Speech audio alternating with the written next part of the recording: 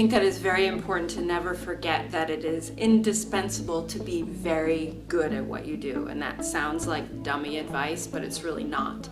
Because many people, both in freelancing and on staff, are going to come by your editors or your producers' world and not be good at what they do, and they make work for everybody else. So if you're the person who can do the job exceptionally well, you will not be forgotten.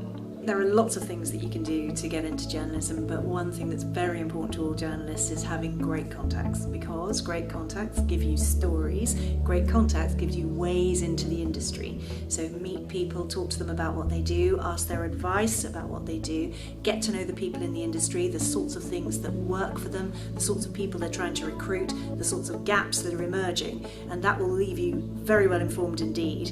And of course, contacts, they are the lifeblood for every journalist, as I said, about stories, but it's also about getting work. My absolute top tip for anybody wanting to get into modern media, whether it's on the page, online, or on the screen, is kind of really study hard. What is it that the media broadcaster or publisher does? Why do they do what they do? Why is that news program in the shape that it is? Why is the article kind of picked for that magazine? Why is it written in that way?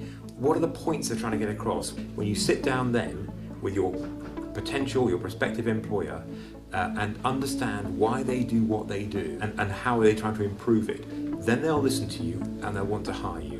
I think it's very important to, as a freelance journalist, as a young journalist, you have to be both an all-rounder, to be able to do a lot of things, to say yes to all the assignments that people give you.